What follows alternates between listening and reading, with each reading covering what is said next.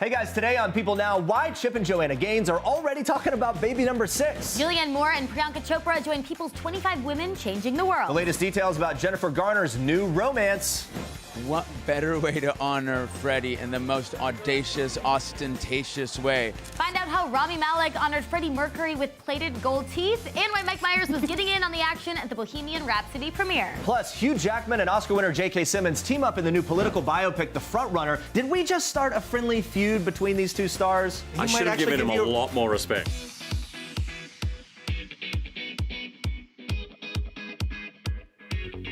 Hey guys, happy Halloween! Welcome to People Now. How you guys feeling? Ooh, the ghouls and the goblins are here, everybody. I think I heard a witch over in the corner. I heard a ghost over here. You can do a witch pretty well, Jeremy. Yeah, I'll do it later. We'll tee it up. I tried. All right, we might have forgotten to dress up for the occasion. For now, we're going to work on it later, but we have got a feeling that the audience, that you guys are rocking some pretty epic costumes to celebrate this spooky holiday. Yes, that is right. So to get pumped for Halloween, we want to see those costumes. So send us a picture of what you're wearing for Halloween. It could be you in your costume or just a picture of who you're dressing up as. Tweet us the costumes with the hashtag PeopleNow. You may see them on the show. We want these to be good, so send them in. Like this, at least. Oh, look at these adorable kids. All right, super cute. You're awesome, guys. We want to hear from you. We'll check out your pics a little later, but for now, here's what you need to know and what's trending today. In this week's People cover story, Joanna Gaines is opening up about juggling 5 kids plus her Magnolia empire. You might expect Joanna's energy levels to have dipped a little since baby boy crew made them a family of 7 back in June, but she says it's actually the exact opposite, telling People that crew's arrival, quote, gave me an extra kick in my step. It woke me up a little bit. Life was doing its thing, and this baby, typically you feel tired, but this baby, he's just like my second wind. That's her quote. And in case that wasn't enough to make you feel jealous, Joanna even says her favorite part of pregnancy is labor. Yes, really. She explains, quote, I love the labor part. This is the moment we get to meet this little baby. It's so much fun. I want to do it again. So wait, could baby number 6 be in the cards for them? Well, Chip and Joanna's answer to that question might surprise you. That's coming up in just a bit. Julianne Moore is an actress, a mom of 2, and a woman on a mission.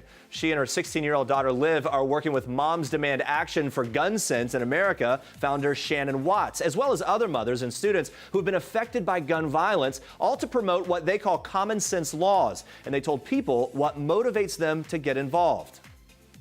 It's really, really meaningful to do this work, and of course to have my daughter do it with me now. She's been working with this for so long, and before a lot of other people joined the movement too, so seeing her ever since I was little just makes me really proud.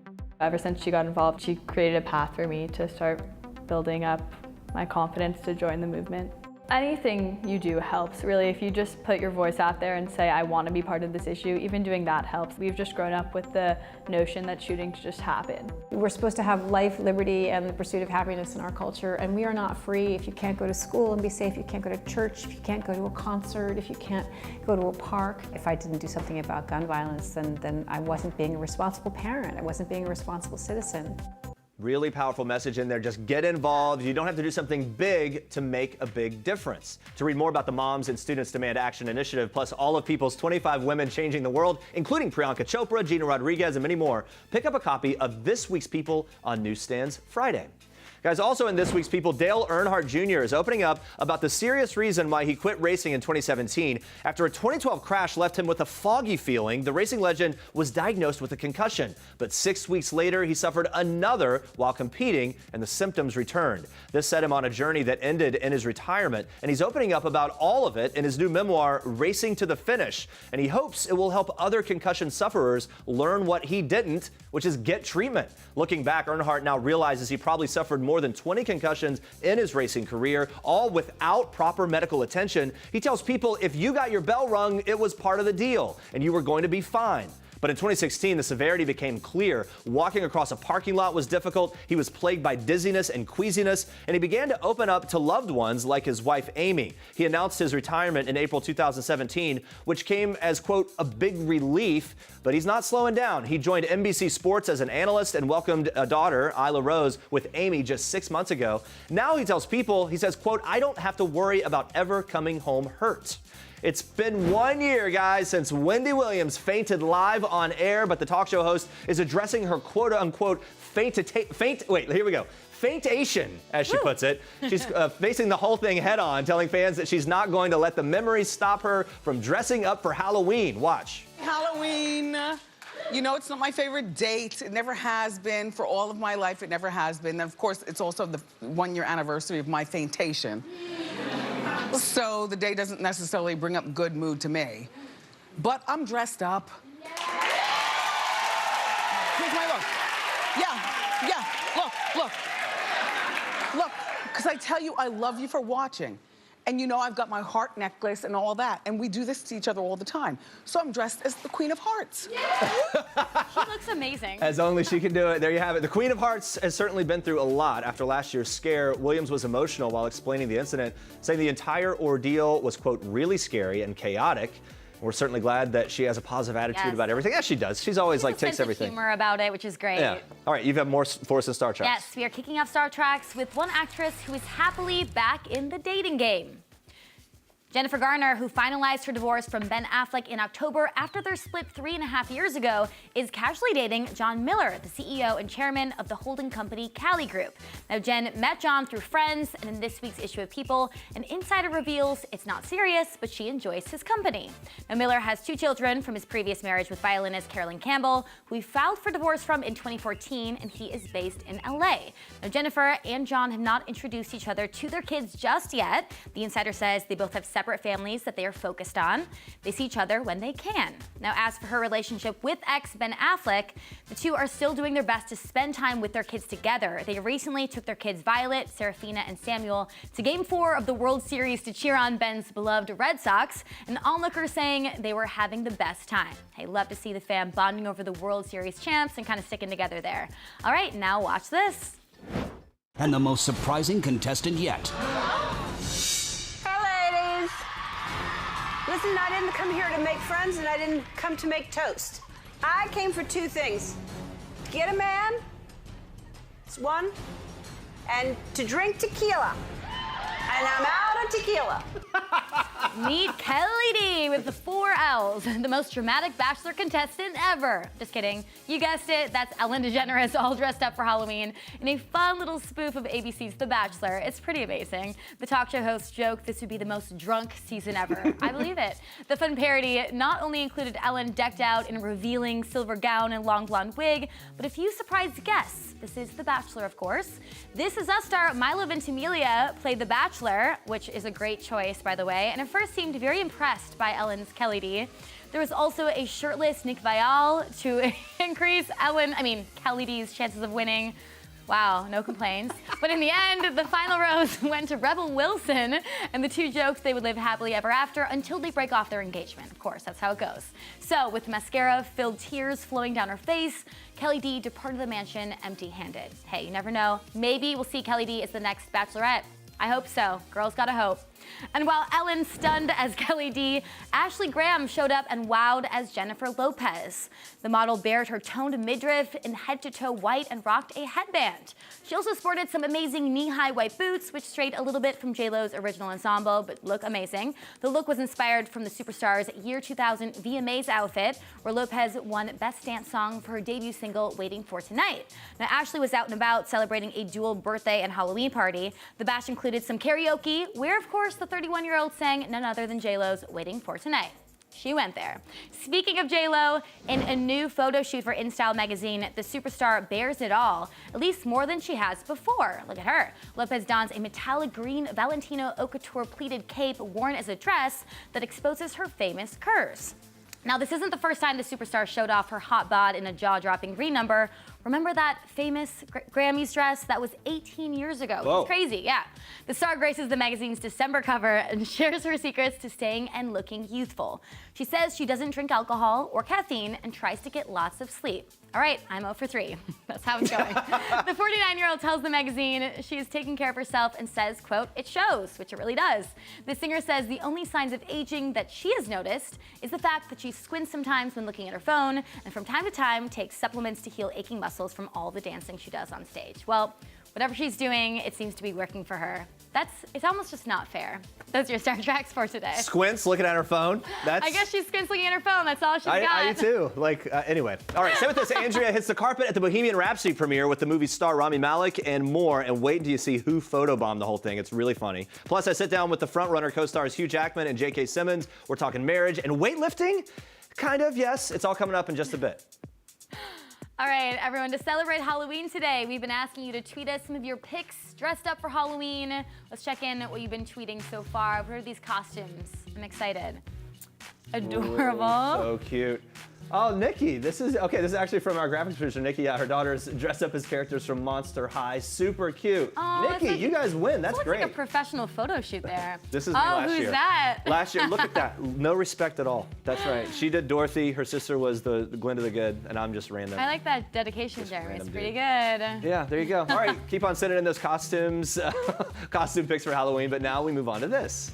So we all know the rumors behind Justin Timberlake's Cry Me a River, but in his new autobiography, Hindsight and All the Things I Can't See in Front of Me, Timberlake gives the real story behind the 2002 hit. In the book, he reveals that he wrote the song in just 2 hours, and although he doesn't mention ex-girlfriend Spears by name, the 2002 song was long rumored to be about the end of their relationship and her alleged infidelity. Now, Timberlake writes, "I've been scorned, I've been pissed off, the feelings were so strong I had to write it. I translated my feelings into a form where people could listen and hopefully relate to it." Now, the book also dives into Timberlake's return to Nashville following the 1994 end of the Mickey Mouse Club. He reveals, "I became the class clown, disrupting class with my bits, not caring if the teachers were mad, only wanting to be accepted by the other kids. I started getting in trouble, smoked pot for the first time, got myself a can of tobacco, and almost got expelled for that." Oh, boy. And one of his fellow troublemakers is actually Ryan Gosling. His co-star on the Mickey Mouse Club was quite mischievous, apparently. Justin writes, "He had employee cards that gave us access to the theme parks for free. That's awesome. Ryan and I once stole a golf cart and drove it to the employee entrance for the Tower of Terror. We went on that ride 12 times in a row." That's amazing. Yeah, get the pass in the golf cart. That is a kid's dream. I know. At Disney, right? It's not that bad. They Of just course, went on a ride. Gosling would get that. Yeah. You know? All right. Bohemian Rhapsody, guys, it hits theaters this Friday. The stars of the movie were out in full force on the New York red carpet on Tuesday night. Yeah, and I was right there with them. It was so fun. Now, the movie stars Rami Malek, who plays Freddie Mercury. He's been getting rave reviews. So he told me how he would use his wardrobe fittings to help him get into his character. Now, his transformation in this movie is amazing, right down to the fake teeth he wore to resemble Freddie Mercury's teeth. Now, I found this so funny. Rami got to keep the teeth. He actually decided to have them plated in gold. So I had to ask about that. Watch.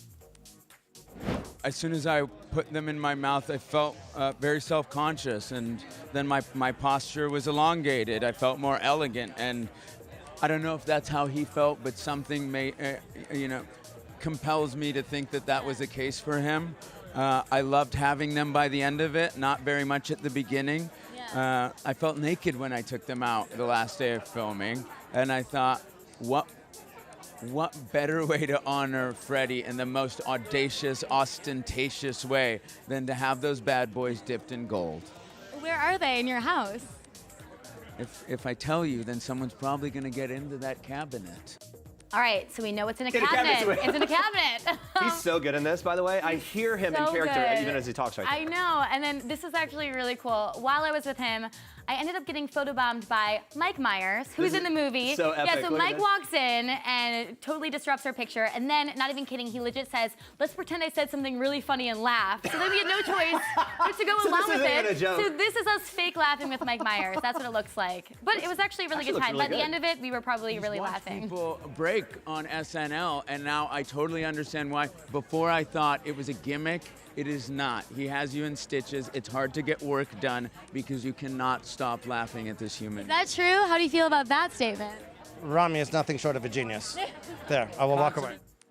Yeah, so then we obviously did a little interview there, and he talked about working with Mike Myers, Rami did, and I mean, it was amazing. Brian May, also the original member of Queen, was there. He's a producer, so it was kind of cool to see him on the carpet as well. Rami's probably going to get a nomination for this. Oh, I hope It seems so. really likely. It's an amazing So transformation. good. All right, guys, moving on to this. Baby number 5 just joined Chip and Joanna Gaines' brood 4 months ago, but are they already planning for baby number 6? Well, Chip is. Yeah, so with an 8-year gap between baby Crew and their second youngest child, Emmy, Chip says he really wants Crew to grow up with a sibling closer in age. Explain this. He said, quote, I think we have to have another one because I'm particular about the only child thing. Crew needs a sister to manage this whole thing out. Don't be surprised if number 6 is in the cards, and apparently wants it to be a girl. But Joanna isn't so sure. Admitting her pregnancy was a bit more difficult this time around at age 40. With that said, though, the couple is definitely enjoying everything that newborn parenthood has to offer, even those dreaded middle-of-the-night wake-up calls. They like it. I guess so. Joanna says she actually enjoys the, quote, wee hours when she and Chip will make some 2 a.m. coffee, sit on the couch, and, quote, hang out in the living room like old people. I don't know if I believe her. I don't They're either. also making sure to reintroduce Mom and Dad's night out. Chip says, quote, it's been 3 months of baby duty. Now it's time for date duty. And you got to keep that romance alive, and they're doing it. For more with Chip and Joanna, pick up a copy of this week's People on newsstands Friday. All right, now watch this.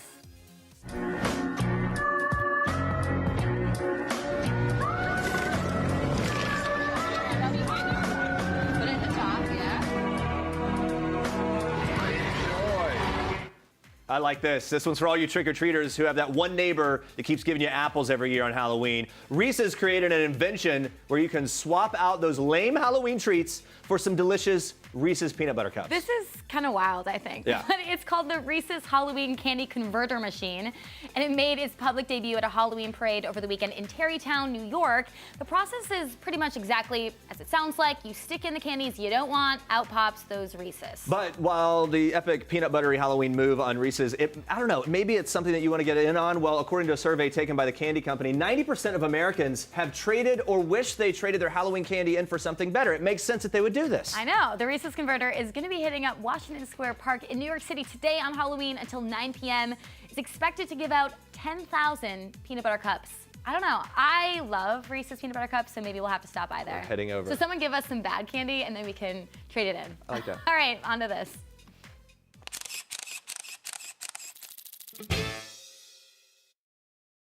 So start with the shoulder in a little. My name's Gary Hardin. I'm running for president. Jeremy, you know me. I'm an open book. You ask me a question, I'll give you the answer. Probably more info than you need. Yeah, you know, right. Gary's the kind of person that will bring you close. You get close, and then you never quite feel. A lot of the press felt that, and you never quite feel that you fully get him. Yeah, he may be a little tough to get in real life, but Hugh Jackman has no problem believably transforming into Democratic presidential hopeful Gary Hart in the new movie, The Front Runner. Now, the movie tells the true story of Hart's promising run for office in 1988. It was derailed by allegations of an affair. Oscar winner J.K. Simmons plays Hart's campaign manager, and it turns out J.K. and Hugh have something in common besides this movie. They are both ripped, and they have 2 of the longest-running marriages in Hollywood, over 20 years each. So I did my part to kind of get the wheels turning for a superstar couple double date. Watch. Is a double date ever in the works? You know what? Yes. Yes. Yes. Starting now, or this? Well, they're in New York. We're in L.A. But now my wife and I are probably moving back to New York soon. We have yet to actually make that arrangement, but it has been discussed. Well, we're not rolling yet. We actually didn't get on very well. Oh, you JK and I. Like it. No. I mean, I'll say, yeah, all that sort of thing, but It's not gonna. I don't want to spend any time with him privately. Okay. Yeah. So we'll just. But his wife, hey, I mean, Deb and I really like his wife. It's sort of awkward. Okay. Yeah, Well, so so we'll maybe- just bar that. Now we're right. Yeah, mate, would love. JK, the 4 of us would be a blast. It would be a blast Yeah, together, right? He's awesome. We just, no. In all seriousness, whatever JK wants to do, I'm in.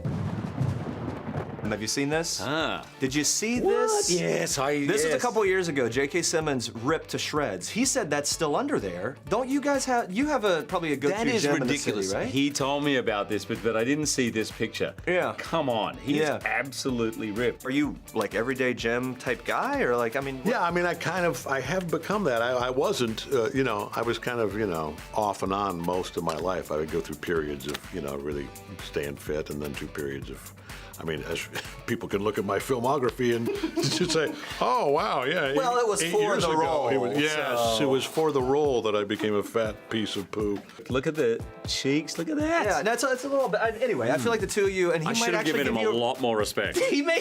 Yeah, it turns out. My friend's kid called that, this is my favorite caption ever, shredded Santa. My name's Brad Johnson, and I guess I was the lucky one who got mauled by a bear. Brad Johnson and 3 of his buddies were embarking on a fishing trip in the Beartooth Mountains of Wyoming in September when Johnson decided to run ahead. Yeah, he sprinted over a small ridge and saw 2 grizzly bears 20 feet away charging directly at him. Before he could deploy his bear spray, one of the grizzlies was actually on top of him. He grabbed me and just shook me for a minute or 2 on each side, and it was really the worst thing I've ever encountered.